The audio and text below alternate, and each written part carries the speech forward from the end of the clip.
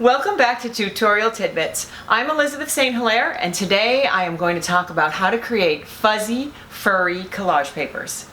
I just recently published my newest book, which is Pet and Animal Portraits in Collage.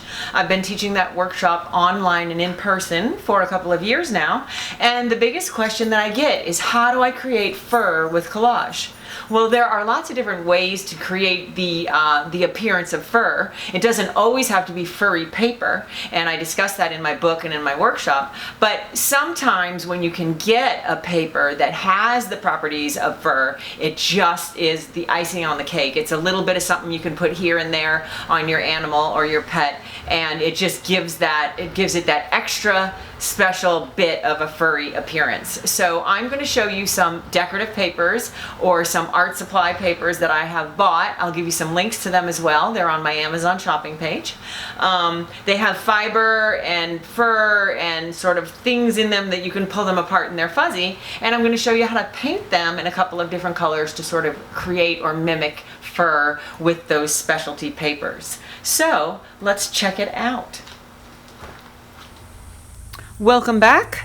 Today I am going to talk about making furry fuzzy paper, those little extra special tidbits that you add on the end of your furry pet or animal collage, or even you can use this on a bird. There are plenty of birds out there that are fuzzy. I'm thinking about the tuft on the top of a cardinal head. So I've got some red golden fluid acrylic out. I've got some Indian yellow, quinacridone nickel azo gold, and burnt sienna. Those are some of my fur colors and my red bird colors.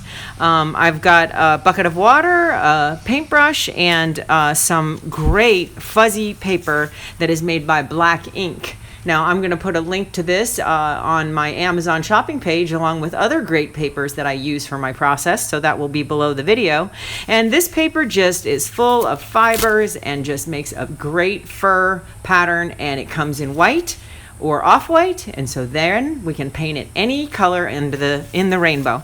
Okay, so I've got my paints, and I've got a paper plate I'm going to use as a palette, and I've broken the paper down into a few small pieces.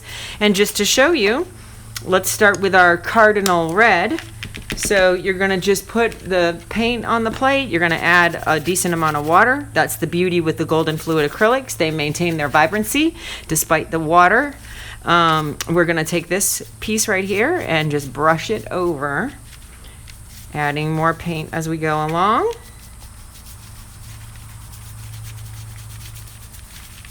And then when you pick it up, you've got fuzzy red that will be on a cardinal. And you can even use the back of it if you want to have a little bit of red and white. But that just makes a nice, beautiful, fuzzy edged red paper for your red bird. Very simple. You can also add more depth to this by splattering on top of it, or maybe coming back into it with a stamp. You can do any of the other processes I use when I make collage paper to add more texture to this, but here is the beginning of a nice red fuzzy paper. So in keeping with that, we're going to do a little bit of the nickel azo gold, which is a really nice golden yellow brown, and that might be good on your dog portrait. So let's move over here and do the brown, yellow brown. I love this color. I actually use this color on a lot of my animal portraits because it's a beautiful yellow golden brown. Another trick that I use sometimes is, you see how it is white on the back side. I'll paint both sides of it. That way I don't have any of that white edge, and it's going to be colored all the way through. Now this works really nice. So now I've got fuzzy yellowy brown collage paper that's colored all the way through and on both sides, and this is going to make great paper for my dog or my goat portrait. And then lastly, we'll go to a darker brown. Let's use a burnt sienna. And I'm going to spread that out on my plate and move around to a cleaner piece of paper. And let's make a dark brown.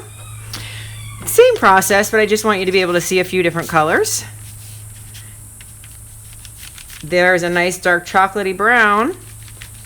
This would be good on a big dog or a cat or anything really that has fur or fuzziness. You could even use it, we could paint this green and use it for grass.